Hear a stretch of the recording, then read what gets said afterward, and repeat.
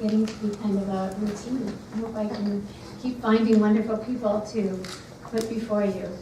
Tonight, we're going to go into the past a little bit, but my guess is we'll be talking about present-day events as well.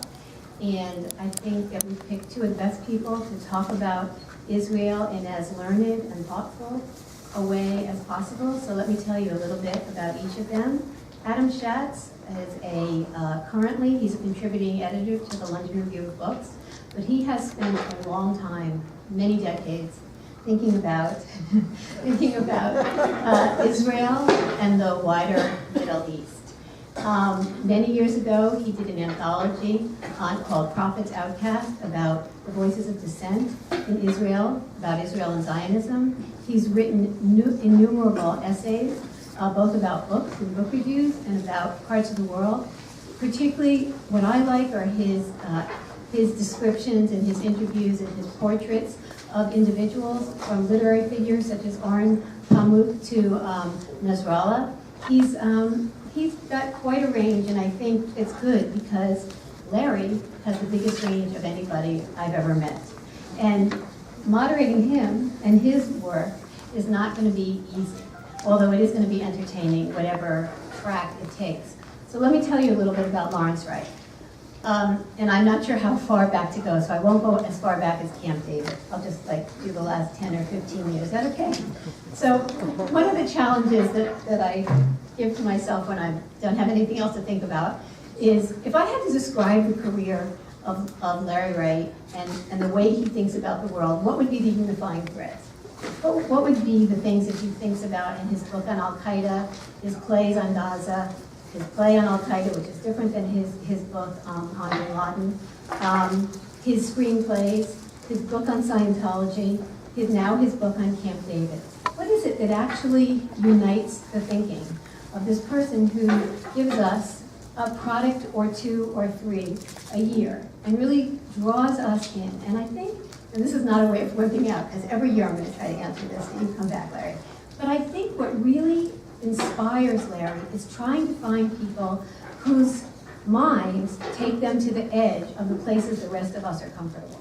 And whether it's the people who are involved in Scientology, or the people that get involved in the cult and the religion of Al-Qaeda, or people like Sadat and Begin, who are tasked with finding peace between two countries, that it was unthinkable that they would have peace at the time.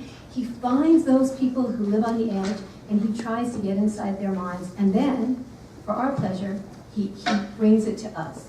And he does it in a way that makes it enjoyable to read and joyful to know about. And so I think you're going to have a really good time tonight. There'll be about 50 minutes of discussion, and then between the two of them, and then we'll invite you to talk, and there'll be a book signing afterwards. So enjoy.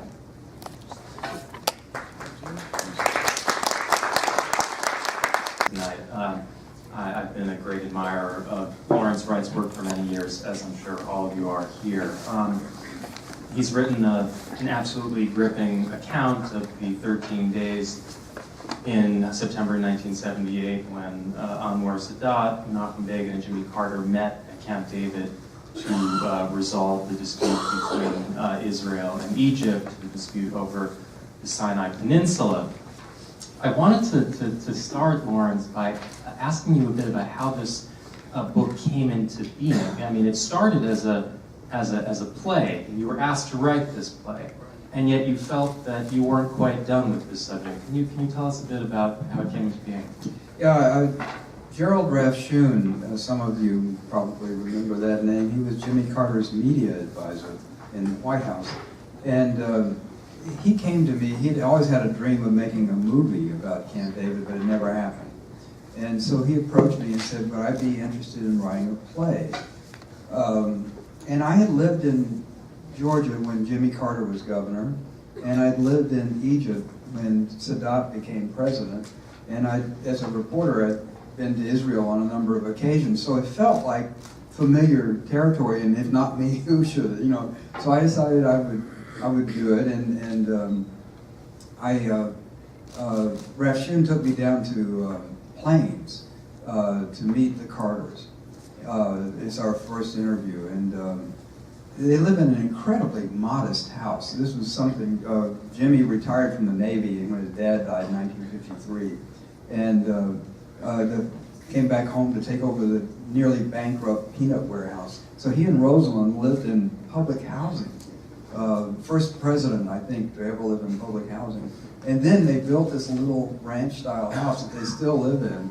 And they were sitting on this blue chinch couch with these matching curtains. And behind them was a painting of the room, the den that we were in, that Jimmy had painted. And it looked just like an illustration from Goodnight Moon. So I was at the time working on this play, and I was casting in my mind, okay, Carter, Begin, and Sadat, anybody else? You know, and so Jerry says, Mr. President, Larry works for the New Yorker. He just recently published an article about Scientology. Oh, I read that. I found it most intriguing. And Rosalind turned to him and said, since when did you start reading the New Yorker? I got my fourth character. And it was her idea. She was the one who came up with the notion that they should just come to Camp David, and she's the unacknowledged author of the Camp David Accords. And she also lent me her personal diary. I had noticed in her memoir that she kept a personal diary, 200 typewritten pages, she said, in her diary, in her memoir. So when we were in Plains, I said, Mrs. Carter, I sure would like to have a look at that diary. And, oh, it's around here somewhere. And no effort to find it. And the Carter Center in Atlanta didn't know anything about it. And so I kept pressuring Jerry to help me. And so he finally called the president, and a week later, a brown manila envelope arrived in my mailbox. And so it was very useful, and I highlighted the important material and made some marginal notes. And a month later, Jerry calls and said, Larry, what'd you do with Rosalind's diary? She wants it back. It's the only copy. So for future historians, I'm the one that marked up Rosalind Carter's Camp David diary. I think that's one of the things that makes the book so extraordinary, that feeling of intimacy with the principal players. And in the sense it does unfold like a piece of theater. We have one setting, enclosed setting, Camp David, which Begin actually referred to at one point as a concentration camp to Dukes, when they felt like they were trapped there. And at the same time, you provide these sharply sketched flashbacks to pivotal moments in the careers of each of the three characters. And I don't think it's too much of an exaggeration to call them characters. I wonder whether you might say a little bit about each of them, perhaps starting with Sadat, without whom this initiative probably would not have been launched in the first place. Yes, Sadat was an unbelievably compelling character. When we lived in Cairo, my wife and I were teaching at the American University, and there were no diplomatic relations there, so very few Americans. And it was Russians everywhere. Late 60s. Yeah, it was 69 to 71, and it was essentially a Soviet military base. And so Gamal Abdel Nasser dies in October of 1970. Titanic moment in Middle East history. And Anwar Sadat becomes president. And everybody thinks he's a joke. For one thing, he missed the revolution. He was at a movie. It was a double feature, but he would miss the revolution. And how can you do that? And so people thought that he'd be blown away in the first high wind. And within a year, he had rounded up many of Nasser's cronies and thrown them in prison. He expelled the Soviets. This was one of the 15,000 Soviet military advisors. He threw them out of the country. And this is one of the great triumphs for America in the Cold War, and we had nothing to do with it, and had no idea why he had done such a thing. Why did he do this great favor? And then in 1977, 1978, he did something that stunned everybody. He was making a speech in the Egyptian parliament, and typical long-winded Sadat speech, and he puts it down and he says, I will go anywhere to the ends of the earth. I will even go to Israel, to Knesset, their parliament, if it will save one more Egyptian life. And everybody applauded because nobody believed it. It was all rhetoric. Even Yasser Arafat was there. He applauded, and it wasn't even reported in the newspapers the next day. But 10 days later, Sadat's plane is circling. And now, who is this guy that's up in the air? You know, when he was a kid, he grew up in this little place called Mit Abul Kum. It's in the Nile Delta. And it's very remote, very primitive. But he had a sense of destiny that I think is very hard to explain. When he was a little boy, he was following some older boys who were going for a swim in this irrigation ditch. And so they all jumped in the ditch, and he jumped in too, and then he thought, oh, I can't swim. So his thought was, if I die, Egypt will have lost Anwar Sadat. What kind of child thinks like that? You know? So when he was 12... which led him to be dismissed as a buffoon, really. Yeah, he had this sense of grandeur, and when he was 12 years old, Gandhi came through the Suez Canal on his way to England to negotiate the fate of India. And so here is a small brown man who has the greatest empire in his clutches. And this made a huge impact on Anwar Sadat. So he took off his clothes and started wearing an apron, and he made himself a spindle, and he went up on the roof of his house and started, and then at the same time he began to idolize Adolf Hitler. Now, a lot of Egyptians found a common cause with the Nazis because of the British occupation of Egypt. But even years after World War II, when 30 million people are dead, he still spoke highly of Hitler. And he was also an assassin. During the occupation, he was a part of what he called his little murder society. And usually they were targeting drunk British soldiers wandering the streets of Cairo alone. But he turned their attention to try to assassinate political leaders. So naturally, when his plane is circling over Tel Aviv, the Israelis are wondering who is on the plane. And we didn't ask him to come here, but he's coming anyway. The Israeli National Orchestra didn't know how to play the Egyptian national anthem. They didn't have sheet music, so they tuned into Radio Cairo to get a sense of how the tune went. There was concern that maybe he's not on the plane. Maybe it's full of bombs or terrorists. Ben Gurion Airport was surrounded by snipers.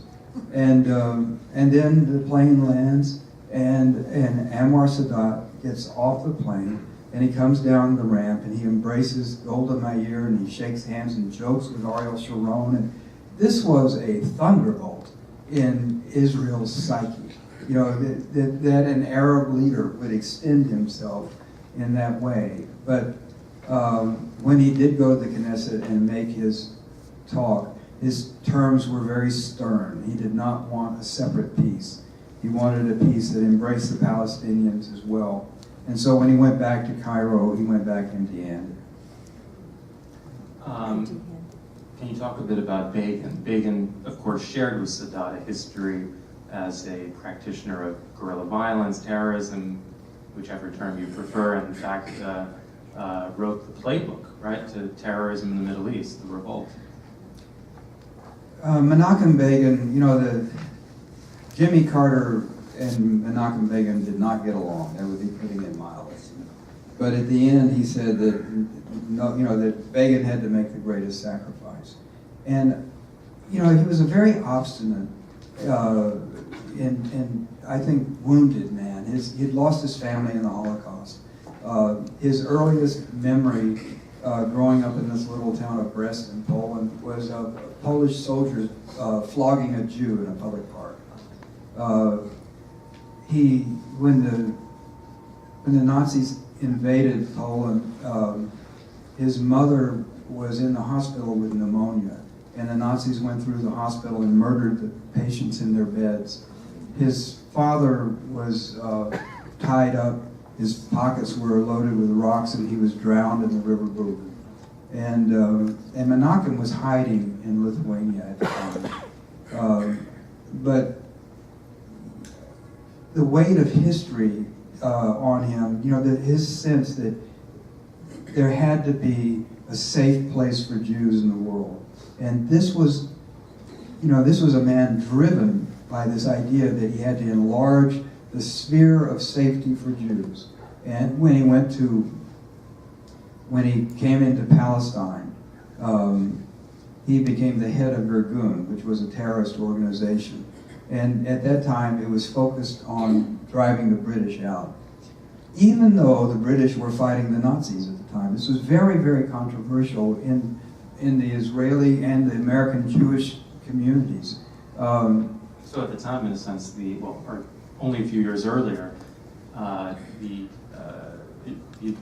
Sadat and the Egyptians had the same enemy, right? When they were fighting against. This is something they've never really agreed upon, but they were really, they had commonalities that they hated to admit, and both of them served, lengthy prison terms.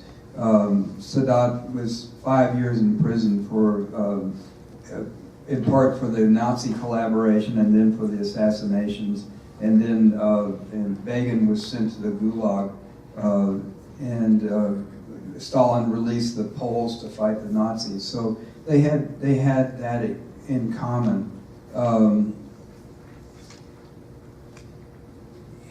Begin was an incredibly imaginative and dangerous leader for Irgun, and what he did was step up the pace, constant attacks on the British, and especially on prestige. He isolated one thing that would really make a difference, which was the sense of British prestige. Our country's honor is at stake. And so, for instance, when some British troops flogged some Jews, you can imagine how that resonated with him. He captured several British officers and had them flogged as well. This news went all over the world. And he was aiming for headlines. When the British hanged 3 convicted Irgunists for terrorist crimes, he hanged 2 British sergeants and booby-trapped their bodies. There was also probably most famously the King David Hotel, at the time the most luxurious hotel in the Middle East, and a portion of it was the headquarters for the British Mandate. And Irgun blew up the King David Hotel. Nominally, Begin said that they were warned. The warning didn't get to anybody, and 90-something people were killed. He also said, I think, you read in your book, that he mourned only the Jewish victims. That's right. He didn't. There were many. There were some British casualties, but a number of Arabs and some Europeans, but it was only the Jews that he mourned. And then when he succeeded, he contributed to driving the British out of Palestine. He turned his attention to the Palestinians. What he's most remembered for in that regard is there was a little Palestinian village called Deir Yassin, which is just outside of Jerusalem. It's now a psychiatric hospital. I was there a few years ago. It's weird because it's a little Palestinian village that is now an insane asylum. But at the time, it stood above a strategic approach to the city, and it was a non-violent village. They had made a non-aggression pact with their ultra-Orthodox neighbors. But Begin determined that it had to be taken. So his story is, he warned them. He sent in a sound truck to warn them to evacuate, but the truck fell into a ditch, and nobody heard in 4 a.m. And so when the Irgunists went into the town, along with Stern Gang members, they met some resistance. So they went through house to house, throwing grenades through the windows, blowing up the houses with TNT. It was a massacre. And there had been Palestinians who were leaving Palestine before that. But after Deir Yassin, the gates opened and 750,000 Palestinians fled, and the gates closed behind them. And that was the origin of the diaspora.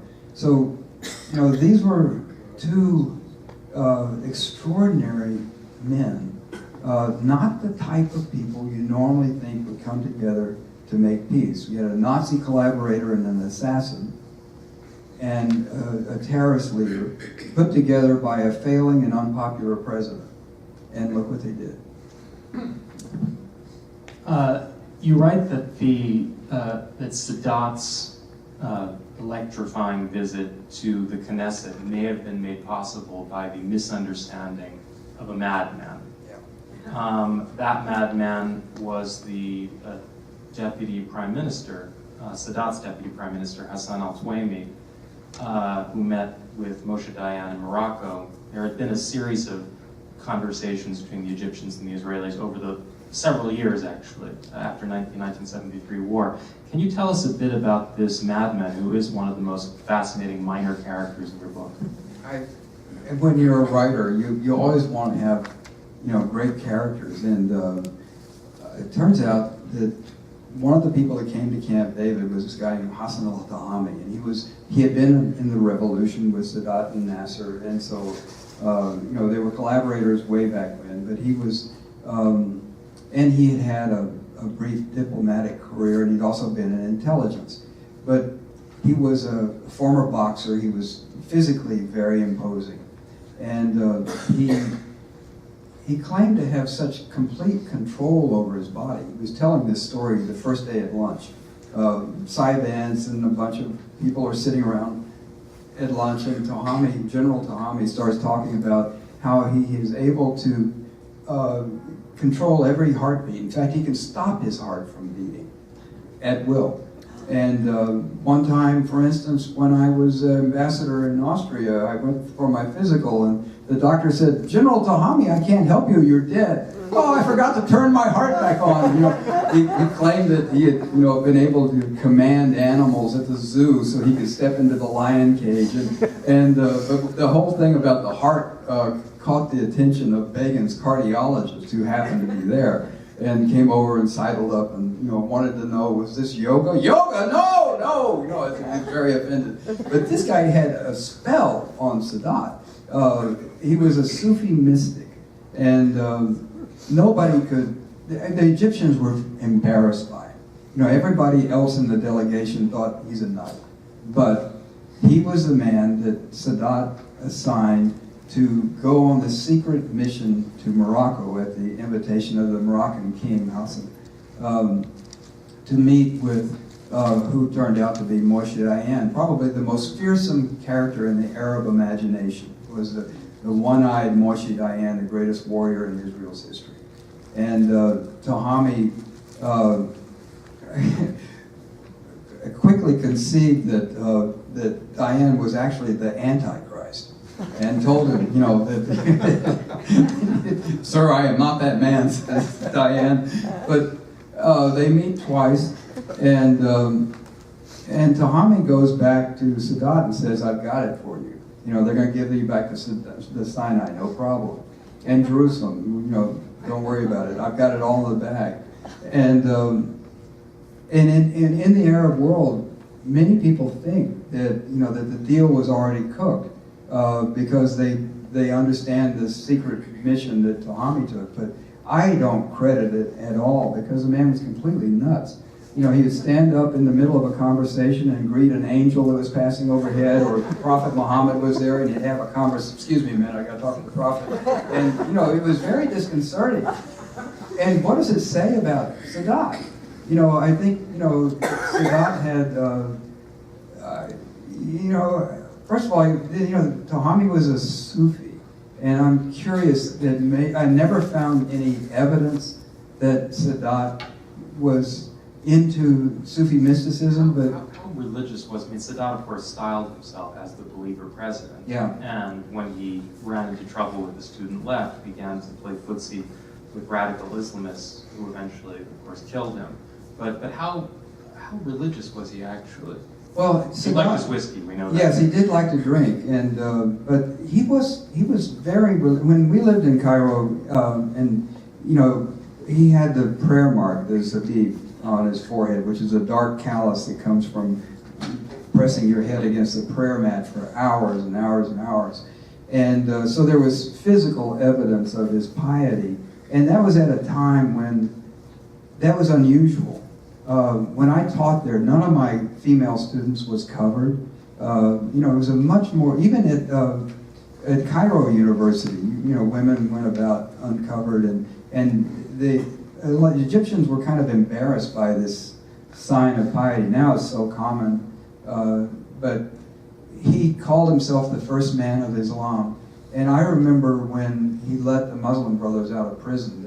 Many of them had been rounded up by Nasser, and I think he thought he was immune because of his religiosity, and but he, radical Islam had taken a turn inside those prisons, and there was a new generation, and I think he completely miscalculated what was going on inside the radical element of Islam. This, of course, is a story that you tell brilliantly in The Looming Tower, the story of what happened in those prisons. Sadat said that 70% of the Arab-Israeli conflict was psychological.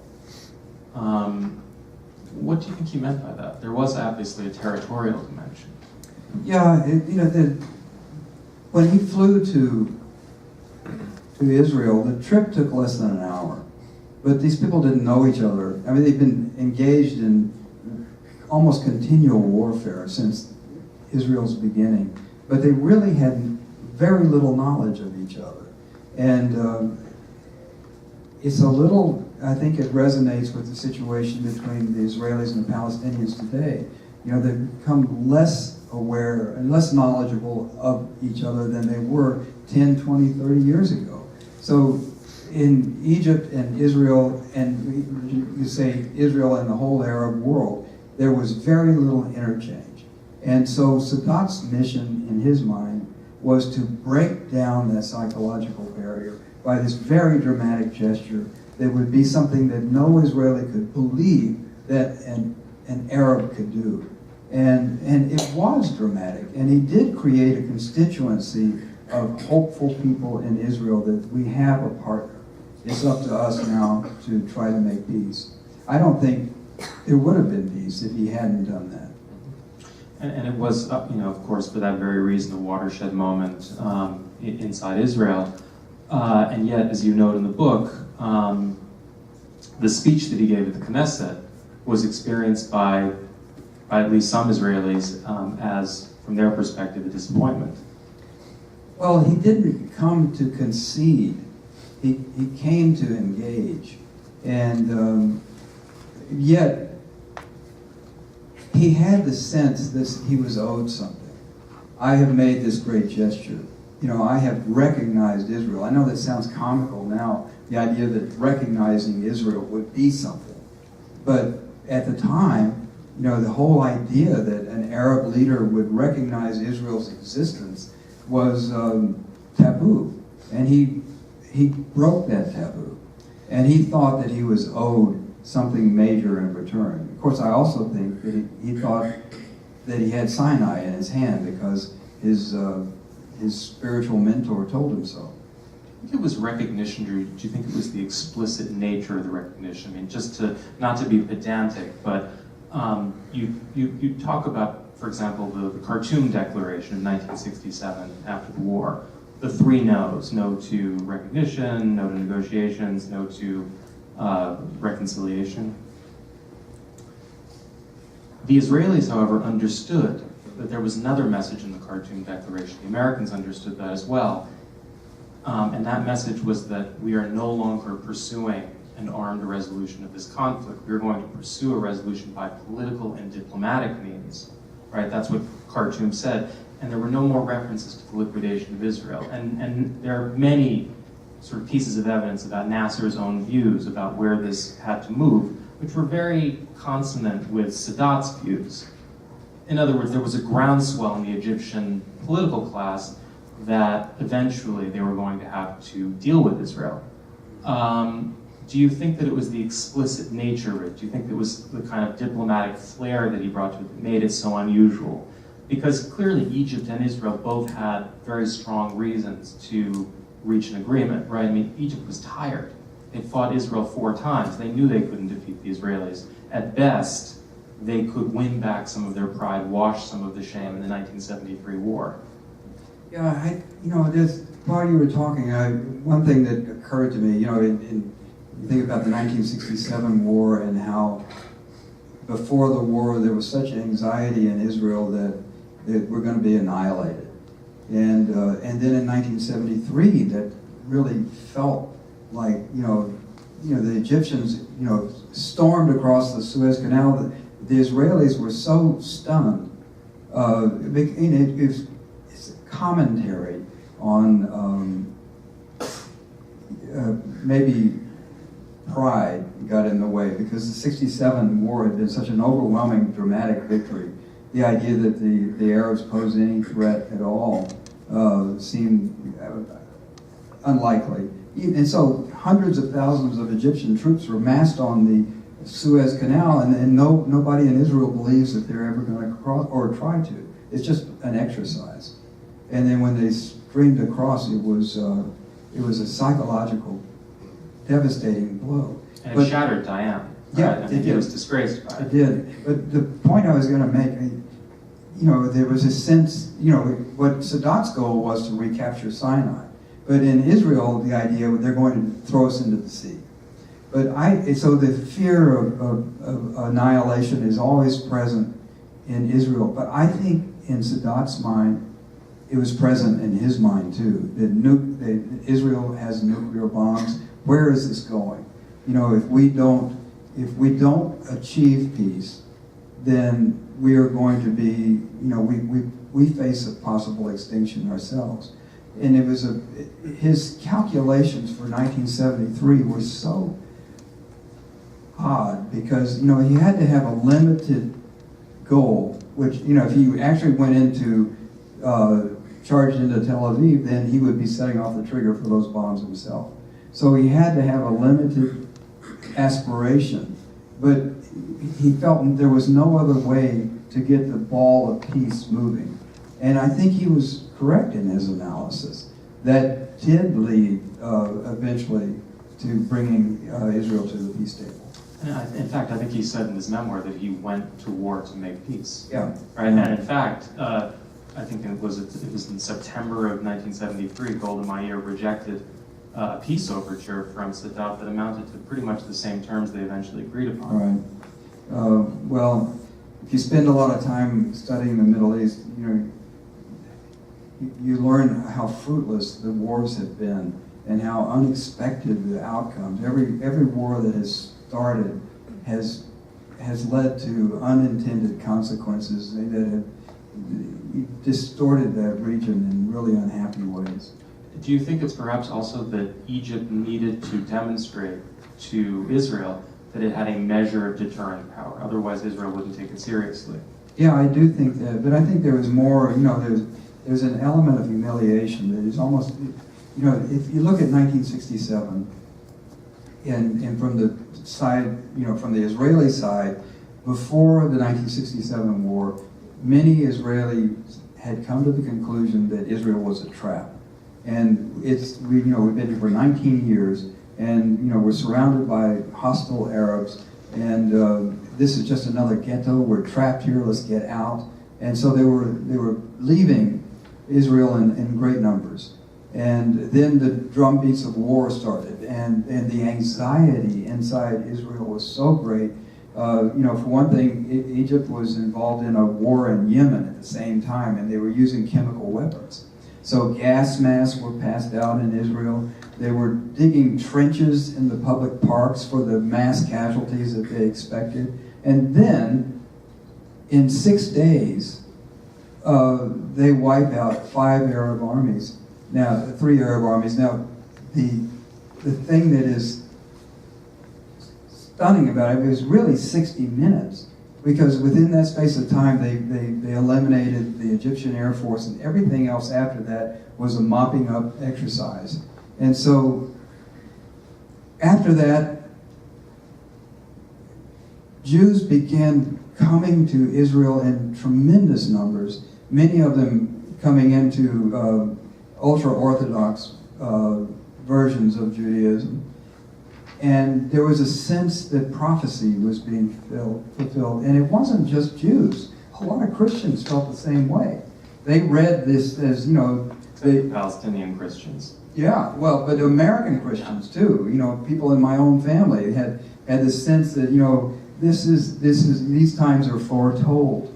And, but from the Muslim side of the table, this was such a profound humiliation. And why would this happen to us? They looked at the same thing. This is a small little Jewish country, and we are so many, and they are so few, and yet we were so completely humiliated and so rapidly. Why did that happen to us? Well, the answer many Muslims came to was that God has turned against us. And why would he do that? Because we weren't good enough Muslims. We weren't pure enough. We weren't fundamental enough. And so radical Islam was stirred to life in that aftermath of the 67 war and began soon to express itself in acts of terror. Of course, some of them drew inspiration from Israel itself. At the time, of course, Zionism was still relatively secular, although there was a messianic undercurrent. Ben Gurion, of course, said that the Bible was his political doctrine. But in the view of some Arabs, at least, the Israelis had succeeded in fusing modern politics and religiosity. Right. Right, and that was the template for a lot of radical Islamists. And put that together with the 1979 revolution in Iran, where you had a radical Islamist sect taking over a very powerful modern country. It gave reality to their dreams. Mm-hmm. Now, when Begin and Sadat came to Camp David, neither of them, it seems, had much hope of reaching a deal. And it seems as though the primary concern of each of them was their relationship to the United States. Right? In fact, Sadat remarked that, the United States holds 99% of the cards, and both were extremely paranoid about the possibility that the other one might draw closer to the U.S. When, from Sadat's point of view, we came to Camp David thinking he had one real goal, which was to make the relationship with the United States mirror his friendship with Jimmy Carter. They were very close. Jimmy Carter used to say he loved Anwar Sadat, which is not the normal language of international diplomacy, but they really had very, very close friendship. And Sadat conceived the notion that Egypt could be America's primary ally in the Middle East and nudge Israel out of the picture. So if we get peace, that's great. But if we don't get peace and America agrees with our position and turns against Israel, that's also great. Maybe it's even greater. So he had, there were two tracks in his mind. Begin came to Camp David thinking it was going to last a couple of days, that it would set the stage for future talks. He had no intention of surrendering any land. Nobody in his delegation believed he would ever give up Sinai. He wanted to placate Carter. I think he had no idea that he was going to leave Camp David with a peace agreement.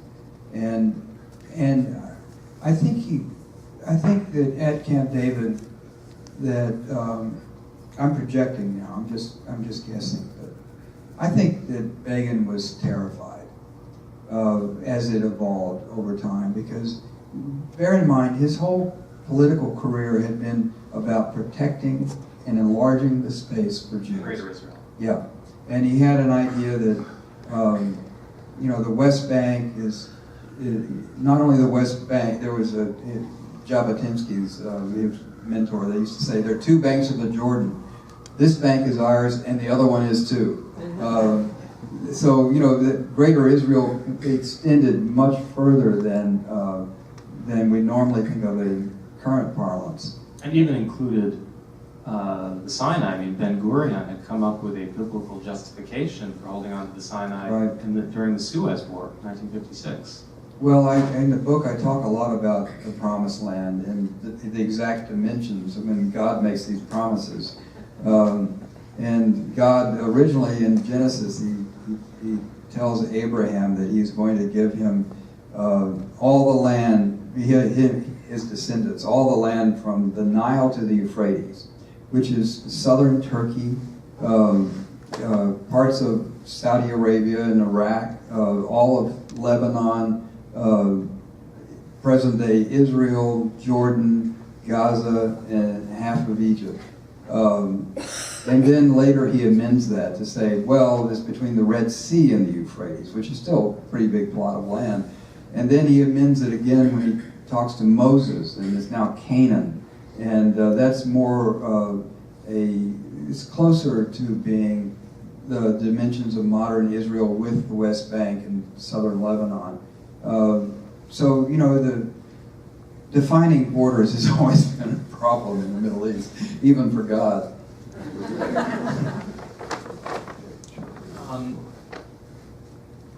You suggest at one point that Carter's affection for Sadat may have had something to do with his childhood and also with his somewhat tentative racial liberalism, because Sadat, in fact, was part black.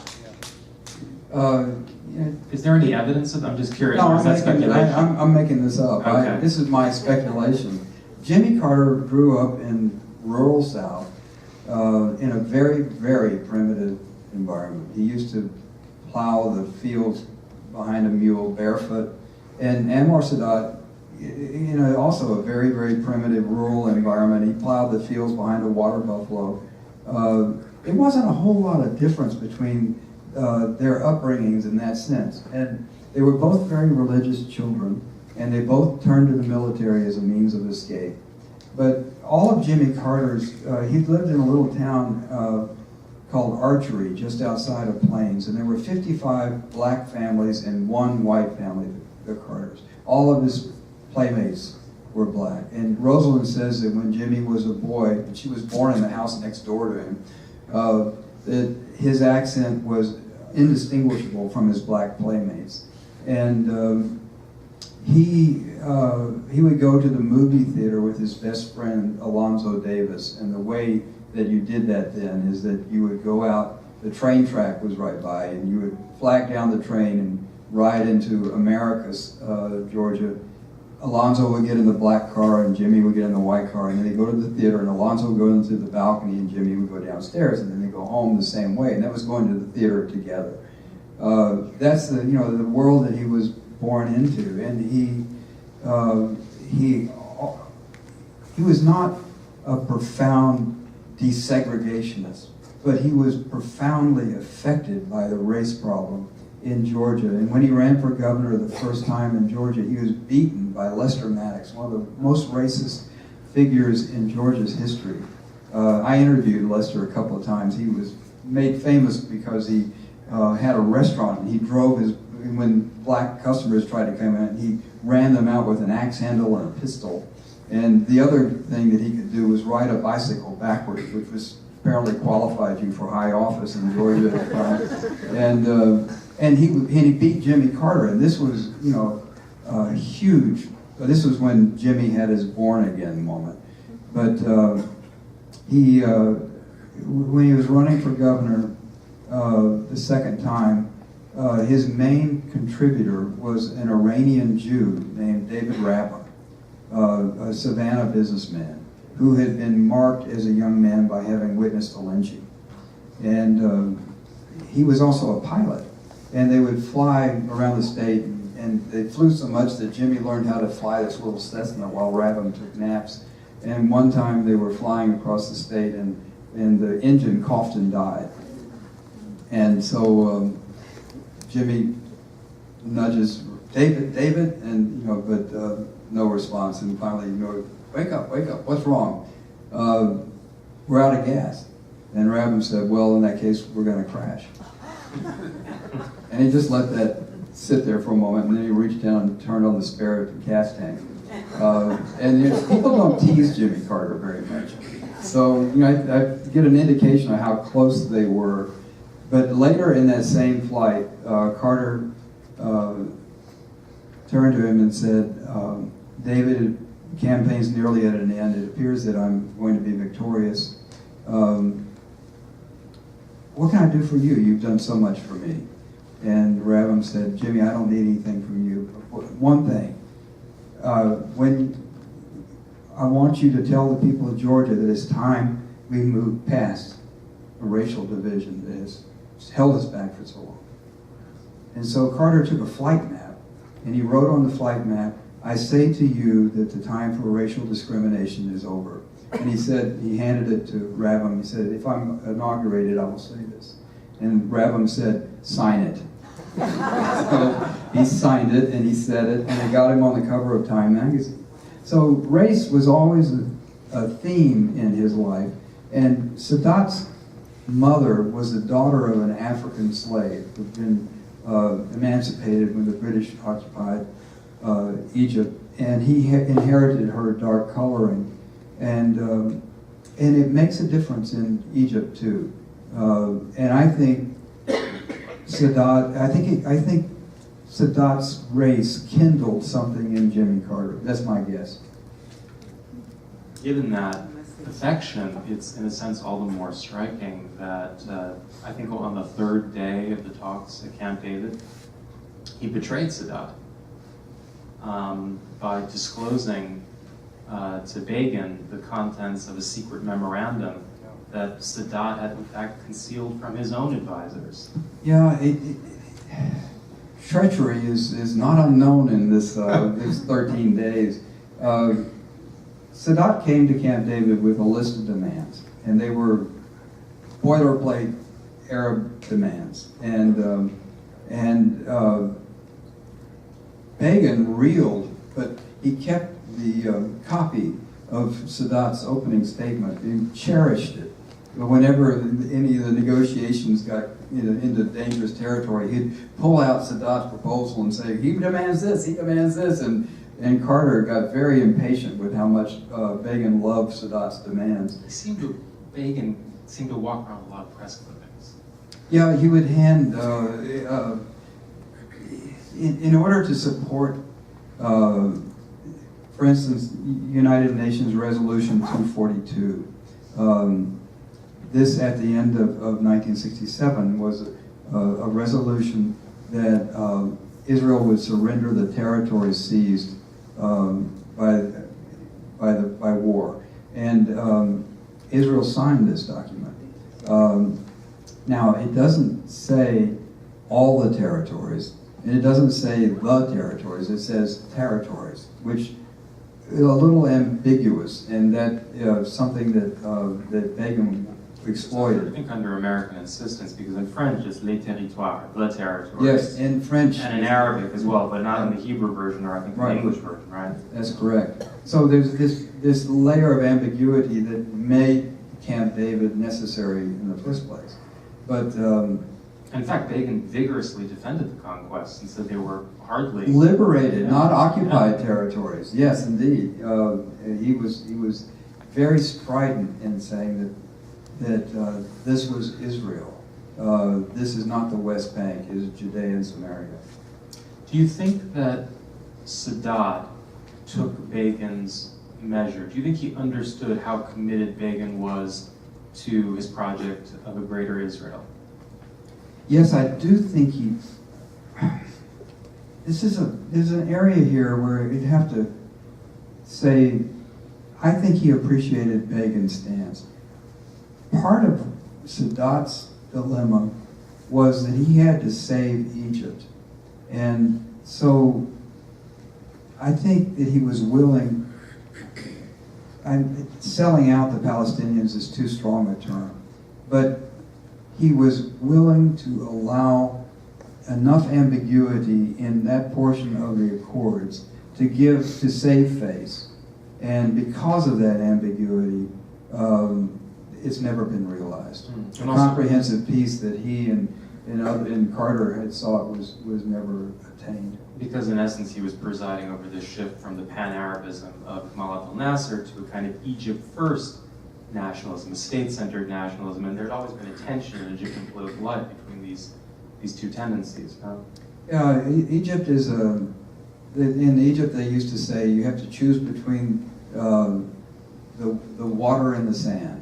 If the water leads to Europe, and the sand leads to Arabia. And when I lived there, they were facing towards Europe. You know, the Egyptians thought of themselves as not being Arabs. They were distinct. They were Egyptians, and Egyptians are an eternal people, and we're unique and distinct.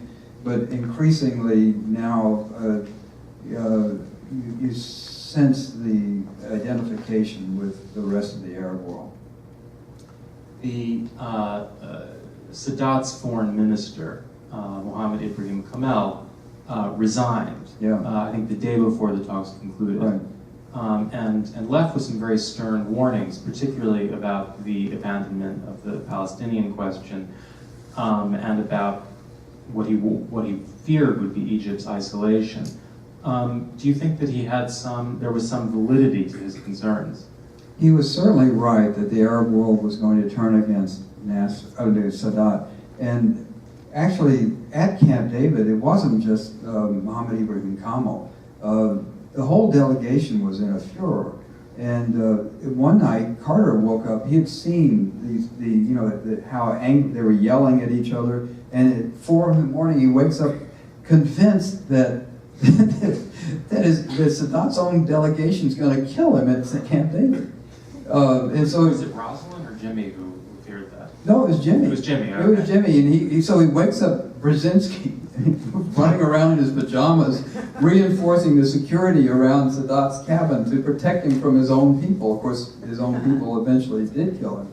But many of the people in the delegation, the Egyptian delegation, did not go to the signing because they felt that it would be their death warrant. And of course, it was Sadat's death warrant. We're going to take some questions. I just ask that you confine yourself to a question and that there be no speeches, given the sensitivity of the topic.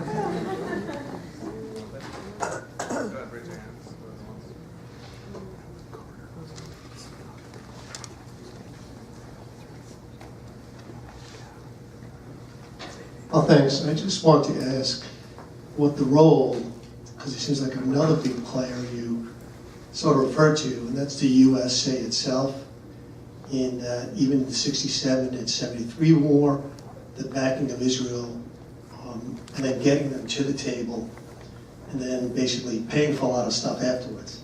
So can you speak more about that role? I'll start with 1956, because 1956 was really when America took over the Middle East portfolio.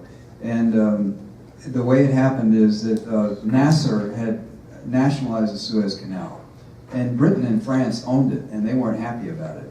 So they decided to cook up a little war, and they got Israel, they prompted Israel to invade Sinai, and then England and France would come in and save the situation with this vast armada, and they would stop the war and incidentally take the canal back.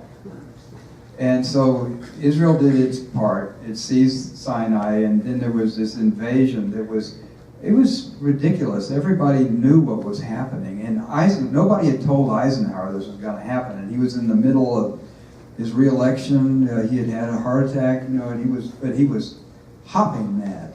And so he told, and Britain was pretty much broke, and so he said, we're going to pull your credit, and he forced both of these, what were once called great powers, to return to their home base. And they receded into the chorus after that. They were never the great powers after that. Those were traumatic moments, especially in England. But that's how we got the Middle East portfolio.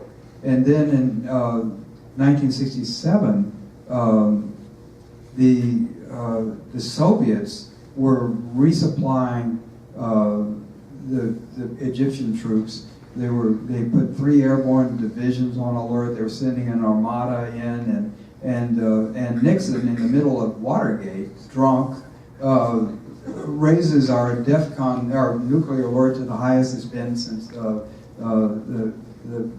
Bay of Pigs. And so it took really skillful diplomacy on the part of Henry Kissinger to disentangle this superpower train wreck that was underway.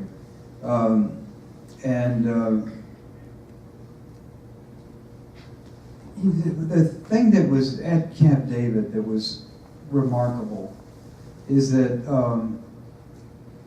Jimmy Carter went into this negotiation very naively. He had the idea that you could just get these two honorable men together. They would get to know each other. They'd come to like each other. And they would find their own way to peace. Well, they could not do it. At the end of the second day, Rosalind said they were screaming so loud you could hear them all over the camp. Carter had to physically separate them. And so eventually he had to do something that he did not want to do, which was to put forward an American plan. And he sketched out on a legal pad some 30 areas of disagreement that had to be resolved. And this was the first of 23 drafts of the American plan. Now, when he did that, he put America's relationship with these two countries on the table as well. So both of these leaders wanted to get out of there. Camp David had been such a cute little idyllic place, but they both spent a fair amount of time in prison, and it began to feel like that again. And so Sadat ordered the helicopter, and he'd packed up his bags. He was done. He hated the place, and he didn't think he'd ever get peace out of Begin. And Carter told me he'd never been angrier in his life.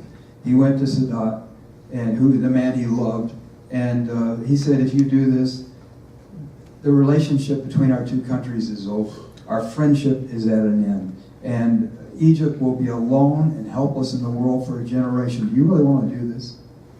In Carter's terms, this was a come to Jesus moment. And so Sadat stayed. But Begin, on a couple of occasions, also said he was going to leave and had his people call El Al to book the tickets. And Carter went to him and said, if you leave, I will let the American people know who's responsible. I'm going to go to Congress tomorrow, and I'm going to tell them that the breakdown of the talks was your responsibility. He even had a speechwriter draw up a speech in which Carter was going to ask the Israeli people to vote down their government. So, suddenly Begin realized there's a lot more on the table than peace with Egypt. His relationship with the United States was far more important. This is why, in many respects, Carter is so hated in Israel. People feel that Israel was bullied into this agreement. Now, it's true. In some respects, that is true. But it was a peace agreement that Israel badly wanted. Israel and Egypt both wanted peace. They couldn't make peace with each other. They could make concessions to the United States in order to attain that peace. And that's where America's role proved to be critical. And it was a separate peace on very favorable terms to Israel. Yes, it was, yeah. Although... Carter did ask him to write that letter, right? Asked Begin to write a letter about settlement freeze for as long as discussions about the status of the occupied territories were being conducted. Begin promised to write a letter, reneged on his promise, then sent a letter, right? And the letter essentially restated old Israeli positions. And settlement building, of course, increased. It's unclear to me that Begin would ever have agreed to what Carter thought he had agreed to. And this dispute, it still rankles Carter. He said that that Begin agreed to this, but when he got back to civilization, he began to lie about it. He's still not happy about that because he thinks that he got a settlement freeze until the Palestinian dispute was concluded. It is kind of remarkable that Carter would be so reviled, given that he did more for Israel. Than any other American president. Yeah, it's true. And yet, for instance, he told me Netanyahu assailed him, saying that you forced us to give back Sinai. Well, that was the price for peace, indeed. And Sinai is 130 miles of sand that, for many Israelis, it's the historic concourse of Egyptian armies. And so why would you give that up in place of a piece of paper that says peace on it? But for 35 years, they've had peace. In the first 30 years of Israel's existence, they had one war after another. And even under the Muslim Brotherhood, and again under Sisi, nothing's It's changed. just held, yeah, it's despite all the amazing. turbulence in Egypt.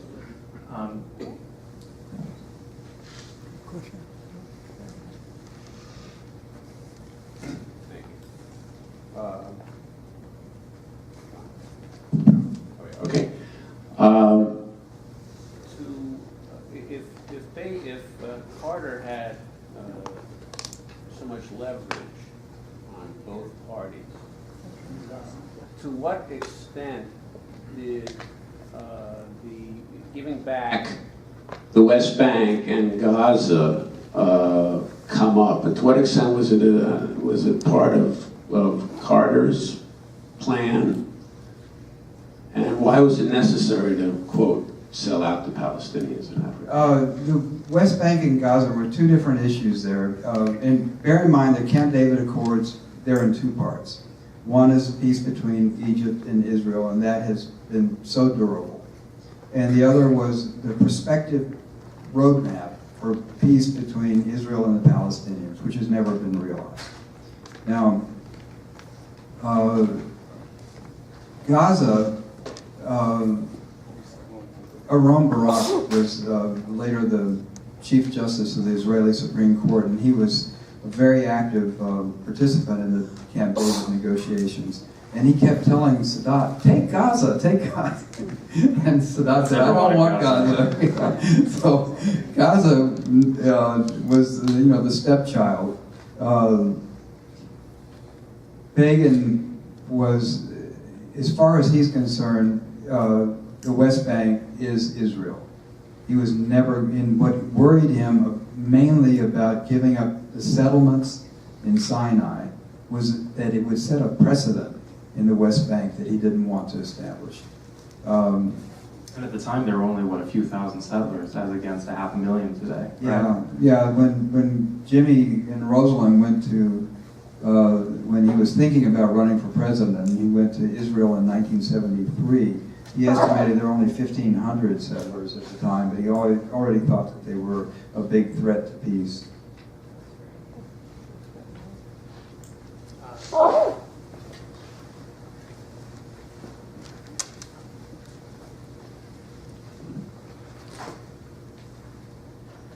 Thanks for a great program.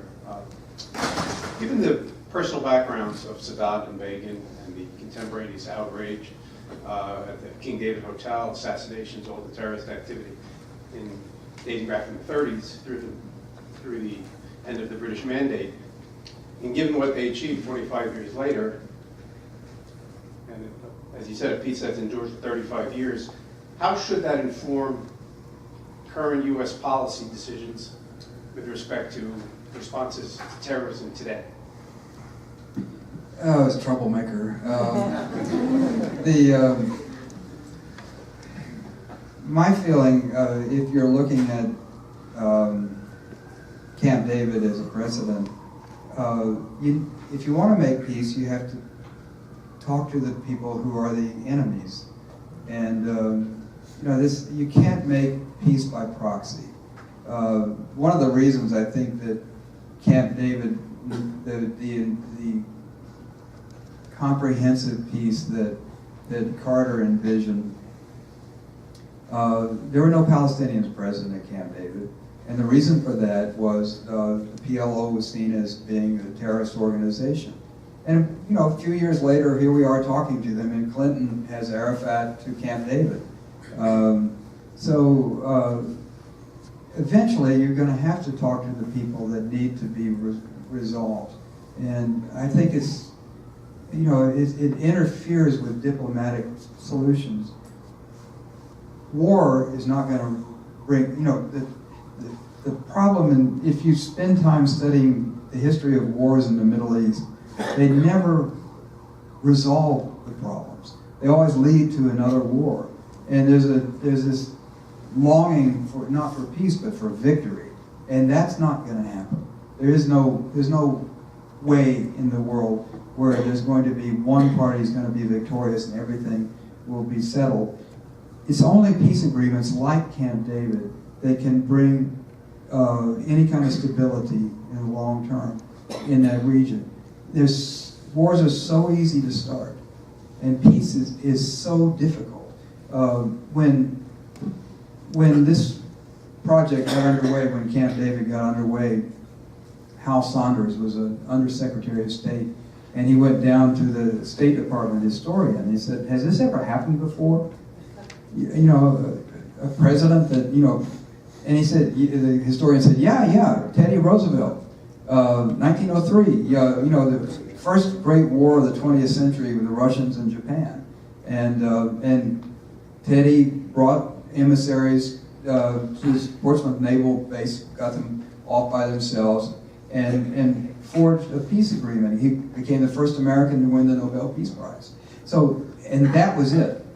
And so I started looking around. Since then, you can point to George Mitchell in Northern Ireland. That was, the Russians negotiating between Pakistan and India.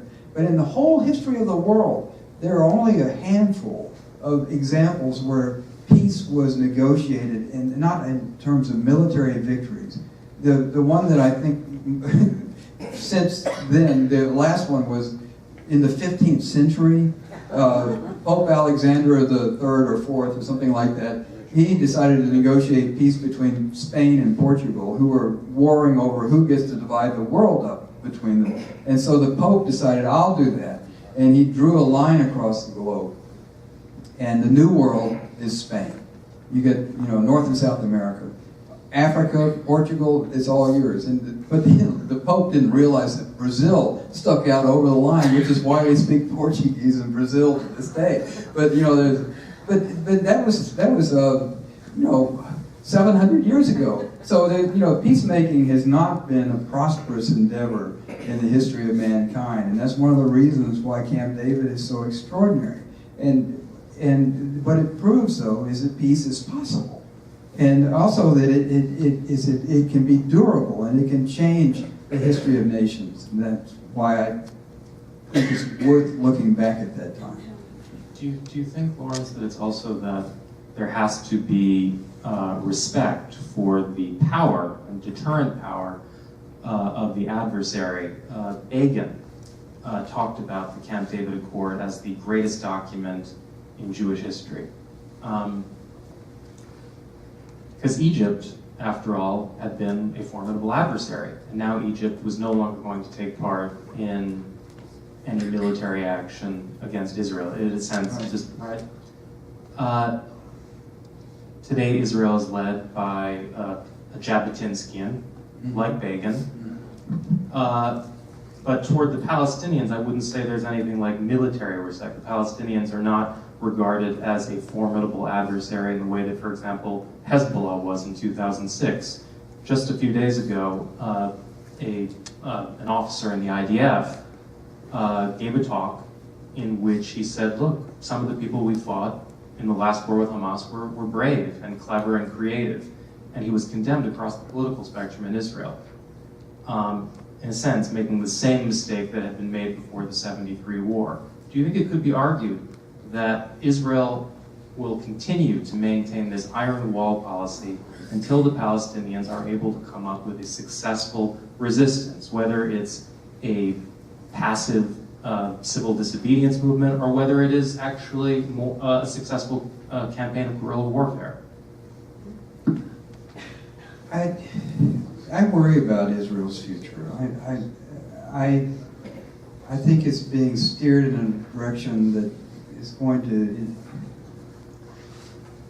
institutionalize conflict, and you know, it's the discourse now is so dangerous, you know, on both sides, and it's hard to imagine. But you know, just 25 years ago, you could drive from Gaza to Golan without a single checkpoint, whether you're an Israeli or a Palestinian.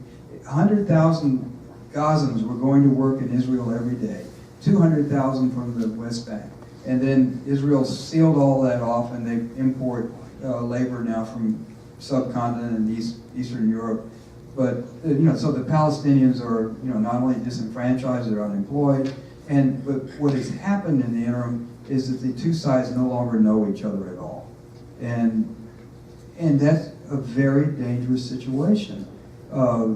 And the idea that they did live together has been forgotten. I've been trying to promulgate this idea that it's my pet theory, but it's not just mine. David Ben-Gurion, who was Israel's first premier, and Yitzhak Ben Zvi, who was Israel's second president, used to live in New York. And in 1918, I think, they wrote this book. And in there, they describe the Palestinians as being Jews. That when Nebuchadnezzar invaded the kingdom of Israel and seized all of the Jews with money and talent and took them into Babylon for 70 years, he didn't take all the Jews. Some were left behind. And when Cyrus the Great freed the Jews and they returned, they found people called the Sumerians who claimed to be the original Jews. And those people became, you know, later after the Arab conquest, many of them became Muslim, some became Christian, but they never left. And DNA tests have demonstrated quite conclusively that the Palestinians and the Jews are pretty much the same people. They're both descended from the Canaanites. And so I've been advocating this idea. I thought at one time it would solve everything. The Palestinians are Jews. You know that there was a movement, the Canaanite movement in Israel. So good news, you know, but it hasn't made a whit of difference. And not that I've had that much influence on foreign policy, but I think that what we need in order to step beyond what the concern you just expressed is to reframe things a bit, and we reframe the idea that Palestinians and the Jews are separate people, and reframe there was a time when the Palestinians were going to vote on a two-state solution, and that's when Hamas abducted the young Israeli soldier and everything. They subverted that, but that would be a way of getting around the Hamas problem. Just have the Palestinian people express their longing for a peaceful resolution. I think that would have a profound effect on the region. Thank you so much, Lawrence. This has been a great conversation.